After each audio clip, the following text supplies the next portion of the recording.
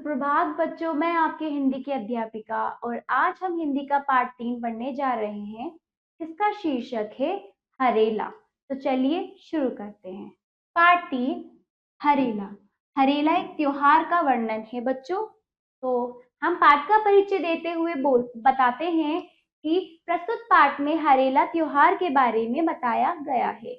हरेला उत्तराखंड का आंचलिक पर्व है जो कृषि आधारित प्रदेश की उस सोच को उजागर करता है जब वैज्ञानिक प्रयोगशाला नहीं होती थी। यह त्योहार उस प्रदेश की स्त्रियों की कलाकृति को भी प्रदर्शित करता है। त्योहार जीवन में उमंग, प्रेम तथा भाईचारा बढ़ाते हैं। ये आपको भी यह भी आज जानते हैं, जब त्योहार आते तो हम सब मिलजुल कर उस त्योहार को मजा लेते हैं, त्योहार का मजा लेते हैं। ठीक है बच्चों, चलिए। उत्तराखंड में विविध त्योहार मनाए जाते हैं। हर पर्व की कुछ ना कुछ विशेषता होती है। ठीक है, उत्तराखंड क्या है बच्चों? ये एक स्टेट है। ठीक, ये हमारे उत्तर प्रदेश से ही जुड़ा हुआ हिस्सा है। ठीक है, यहाँ पर विविध प्रकार के त्योहार मनाए जाते हैं जिनकी कुछ ना कुछ अपनी पहचान है, कुछ ना कुछ उसकी विशेषता है। यहाँ सौर मास और चंद्र मास दोनों ही अंतर्गत कई त्योहार होते हैं। मतलब वो दोनों के ही अंतर्गत कई त्योहार, मतलब सौर मास में सूर्य से संबंधित जो महीना है, चंद्रमा चंद्र से संबंधित, तो दोनों के अंतर्गत कई त्योहार होते हैं। ठीक है, ऐसे ही एक अति महत्वपूर्ण त्योहार है हरेला। ठीक है, इन्हीं त्योहार में से क्या है, एक हरेला त्योहार है। इस पर्व को हरियाल या हरियाल भी कहा जाता है। ठीक है, इस पर्व को यानी त्योहार को हरियाल या हरियाल भी कहा जाता है। यह पर्व श्रावण संक्रांति अर्थात कर्क संक्रांति को मनाया जाता है। ठीक है, श्रावण संक्रांति, कर्क संक्रांति का अर्थ है सावन का महीना जब आता है तब ये मनाते हैं। अंग्रेजी कैलेंडर के अनुसार ठीक है, ये 16 जुलाई को मनाया जाता है। कभी कभी ग्रहों की गणना से एक दिन का अंतर हो जाता है। ग्रहों की गणना होती है बच्चों, तो उसके अनुसार क्या होता है, उसमें कभी कभी एक दिन आगे पीछे हो जाता है। ठीक है बच्चों, फिर आगे बढ़ते हैं। इस पर्व से 10 दिन पूर्व लोग घरों में पूजा के स्थान में किसी जगह या छोटी डलियों में मिट्टी बिछाकर 7 प्रकार के बीज जैसे गेहूं, जौ, मूंग, उड़द, भुट्टा, ठीक है, सरसों आदि बोते हैं। ठीक, तो क्या बताया है, जब ये त्योहार शुरू होता है उससे 10 दिन पहले क्या करते हैं, किसी जगह या छोटी डलियों में लोग क्या करते हैं, मिट्टी बिछाते हैं। बिछाकर 7 प्रकार के बीज 10 दिन पहले एक डलिया लेंगे या फिर किसी जगह पर मिट्टी बिछाएंगे, मिट्टी बिछाएंगे। फिर क्या है, उसमें 7 प्रकार के बीज बोएंगे जैसे कि गेहूं, जौ, मूंग, उड़द, भुट्टा, सरसों आदि। ठीक है, बोना यानी उनको, उन बीजों को उस मिट्टी में डाल के दबाना। ठीक, 9 दिनों तक उसमें जड़ डालते हैं। कितने दिनों तक? 9 दिनों तक। बीज अंकुरित होकर बढ़ने लगते हैं। हर दिन सांकेतिक रूप से इनकी गुड़ाई भी की जाती है। ठीक है, सांकेतिक रूप से इनकी गुड़ाई भी की जाती है। देखिए इस तरह से, ये रहा ना, ये देखो किसी जगह पे, या फिर ये दलिया के अंदर क्या उग रहे हैं, ये 7 प्रकार के बीजों से अंकुरित होकर क्या हो गई, घास निकलने लगी है, छोटे छोटे पौधे निकलने लगे। ठीक है, गुड़ाई की जाती है, सांकेतिक रूप से इनकी गुड़ाई भी की जाती है। 10वें दिन कटाई। गुड़ाई यानी उसमें पानी डाला जाता है, उसका ध्यान रखा जाता है अच्छे से उसको, है ना, और फिर उसकी 10वें दिन क्या होती है, कटाई हो जाती है और हर दिन गुड़ाई की जाती है। ये सब घर के बड़े बुजुर्ग या पंडित करते हैं। फिर क्या होता है आगे, पूजा, नैवेद्य, आरती का विधान भी होता है। ठीक है, पूजा होती है, नैवेद्य यानी भगवान जी को सब चीजें चढ़ाई जाती है। इस तरह से देखिए, प्रसाद ये सब भगवान जी को चढ़ाया गया। नैवेद्य का अर्थ है भगवान जी को कुछ चीज अर्पण करना, चढ़ाना। आरती का भी विधान भी होता है। इस दिन कई तरह के पकवान बनते हैं। इन हरे पीले रंग के तिनकों को देवता को अर्पित करने के बाद घर के सभी लोगों के सिर या कान के ऊपर रखा जाता है। ठीक है, मतलब इन हरे पीले रंग के तिनकों को, जो तिनके होते हैं, वो देवता को अर्पित करने के बाद, जैसे अभी नैवेद्य जो बोला था उसका देवताओं को अर्पित करने के बाद घर के सभी लोगों के सिर या कान के ऊपर रखा जाता है। ये जो पीले हरे रंग के क्या होते हैं, तिनके। घर के दरवाजों के दोनों ओर या ऊपर भी गोबर से इन तिनकों को सजाया जाता है। ठीक है, कुंवारी लड़कियां बड़े लोगों को रोली से टीका करती हैं, भेंट स्वरूप वे कुछ रुपए पाती हैं। बड़े लोग अपने से छोटे लोगों को इस प्रकार आशीर्वाद देते हैं। जो बड़े लोग हैं इस प्रकार उन्हें बोलते हैं, जी रया जागी रया, मतलब उनको आशीर्वाद दे रहे हैं लड़कियों को। आकाश जस उच्च धरती जस चावत जया, सियावे का जस बुद्धि सूरज जस तराण है। जो तिल पिसी भात खाया, जाठी टेकी भेर जया, धूप जस फैली जया। मतलब उसमें बताया गया तुम जीती रहो जागी रहो, है ना, आकाश की तरह उच्च और धरती की तरह, जो चाहो मिले तुम्हें। सियावे का जस बुद्धि सूरज जैसा, मतलब सियावे जैसा बुद्धि मिले और सूरज जैसा तराण मिले। जो तिल पिसी भात खाया, जाठी टेकी भेर जया, धूप जस फैली जया। इस तरह से वो ये श्लोक उनके लिए बोलते हैं। ठीक है, आशीर्वाद के रूप में। दीर्घायु, बुद्धिमान और शक्तिशाली होने का आशीर्वाद और शुभ कामना से ओतप्रोत इस गीत का अर्थ है, जीते रहो जागृत रहो, आकाश जैसी ऊंचाई धरती जैसा विस्तार, सियार जैसी बुद्धि, ठीक है, सूर्य जैसी शक्ति, जैसे मैंने अभी बताया आपको, आयु इतनी दीर्घ हो के चावल भी सिल पर पीस के खाएं और बाहर जाने को लाठी का सहारा लेना पड़े।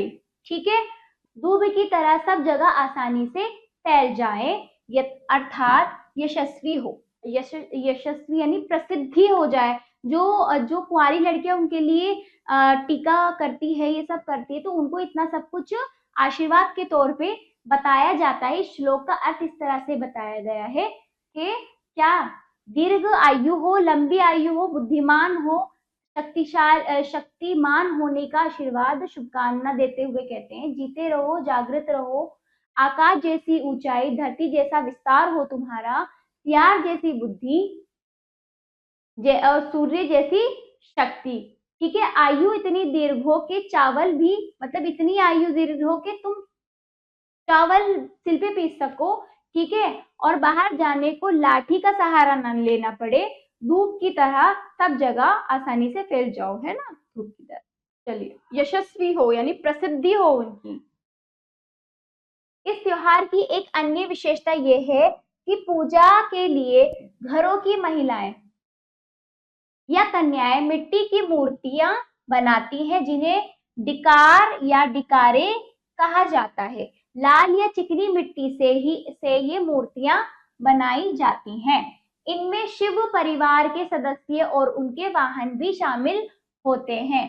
यह भी माना जाता है कि इस माह में शिव पार्वती का विवाह हुआ था।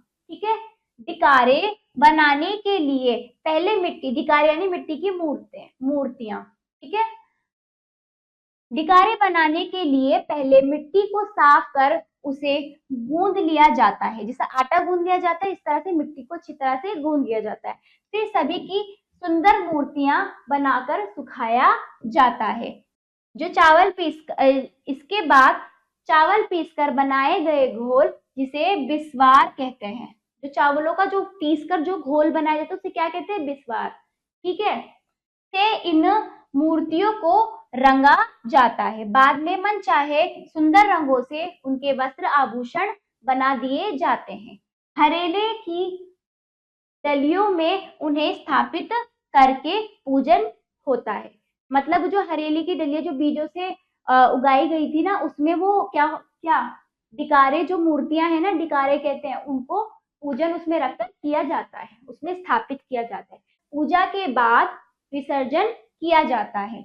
इस तरह त्योहारों में महिलाओं और लड़कियों को अपनी कलाओं का प्रदर्शन करने का अवसर भी मिलता है। यह त्योहार कृषि आधारित प्रदेश की उस सोच को उजागर करता है जब वैज्ञानिक प्रयोगशालाएं नहीं होती थी। ये त्योहार क्या होता है, कृषि आधारित, जो कृषि करते थे उन प्रदेशों की जो लोग होते थे उनकी सोच को बताता है कि जब सोच को बताता है जब वैज्ञानिक वैज्ञानिक या वैज्ञानिक साइंटिस्ट वैज्ञानिक हमें बताते पेड़ पौधे हमारे लिए क्यों जरूरी है, क्या क्या चीजें हैं। लेकिन तब तक तो ये वैज्ञानिक प्रयोगशाला थी नहीं, बताने वाला कोई कोई नहीं था, फिर भी लोग इतनी पेड़ पौधों को लेकर, इन सब चीजों को लेकर इतना ज्यादा मतलब इतना ज्यादा ध्यान दिया करते थे, उनकी सोच इतनी अच्छी थी। ठीक है, जब कोई बताने वाला नहीं था तब इतना सब कुछ लोगों को पता नहीं था। ठीक है, और और उपजाऊ बीज परीक्षण की सुविधाएं भी उपलब्ध नहीं होती थी ना, वहाँ पे उपजाऊ बीजों को कैसे बोया जाता है, क्या क्या चीजें होती हैं, कैसे क्या, ये सब नहीं था। ठीक है, तब फसलों की बुआई से पहले हर घर में विविध बीज बोकर परीक्षा की जाती थी कि फसल कैसी होगी। ठीक है, फसल अच्छी हो इसलिए पहले मनोकामना की पूर्ति के लिए पूजा पाठ आदि से कार्य का आरंभ होता था। तब क्या होता था, जब जब ये सब चीजें बताने के लिए थी, कोई मतलब वैज्ञानिक नहीं थे ना, हमारे पास वो तरीके थे ना, वो सब चीजें थी ना, तब लोग इस तरह से घर घर में ये बीज बोते थे फसल, फिर उससे पता चलता था किस तरह से, किस तरीके से किसकी फसल कितनी अच्छी आई या उग रही है। तो ठीक है, इस तरह से हमें इस बात का अंदाजा हो जाता था उन लोगों को।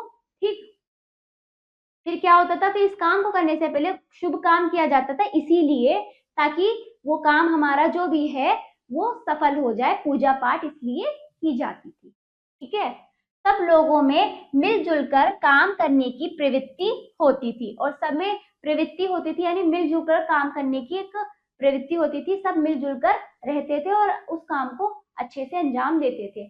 अच्छे बीजों प्रवृत्ति यानी उनके अंदर वो चीज मिलकर रहने की प्रवृत्ति, आदत जो भी उनमें उत्पन्न होती थी। अच्छे बीजों, उपकरणों, हल बैलों का मिलकर उपयोग करते थे। क्या होता था, किसी के पास अच्छे बेल है, किसी के पास अच्छे बीज है, तो ये आपस में मिलकर क्या करते थे, उस अनाज को उगाते थे, इसकी जिससे सबके मिलने से वो अच्छे से उग पाते थे या उसको अच्छे से उनकी बुआई होती थी। अभी भी उत्तराखंड के गाँव में सब मिलकर बारी बारी से सबके खेतों में बुआई, रोपाई, गुड़ाई, कटाई करते हैं।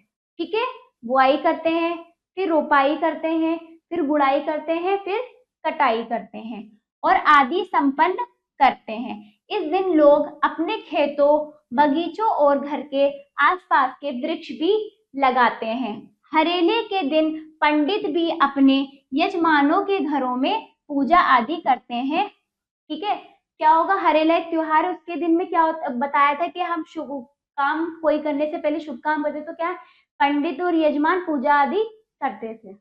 लोगों के सिर पर हरेले के तिनकों को रखकर आशीर्वाद देते थे। कौन, जो पूजा पंडित जी आते थे, लोगों के सिर पर हरेले के जो तिनके होते थे वो जो उनके सर पे रखकर क्या होते थे, पूजा आशीर्वाद देते थे। लोग परिवार के उन लोगों को जो दूर गए हैं या रोजगार के कारण दूरस्थ हैं, उन्हें भी पत्र द्वारा हरेले का आशीष भेजते थे। तो वो आशीष यानी उसमें क्या होता था, पत्र में भी उसका हरेले का आशीष भेजते थे। ठीक है, जो लोग आ नहीं पाते थे और जो दूर रहते थे। ठीक, फिर लोग परिवार के उन लोगों को जो दूर गए हैं या रोजगार के कारण दूरस्थ हैं, उन्हें भी पत्र द्वारा हरेले का आशीष भेजते थे, यानी उन्हें भी पत्र द्वारा हरेले का आशीष भेजते हैं, यानी कि उन्हें आशीर्वाद पत्र द्वारा लिखकर भेजते हैं। हमें अपनी उन परंपराओं को नहीं भूलना चाहिए जो हमारे सामाजिक,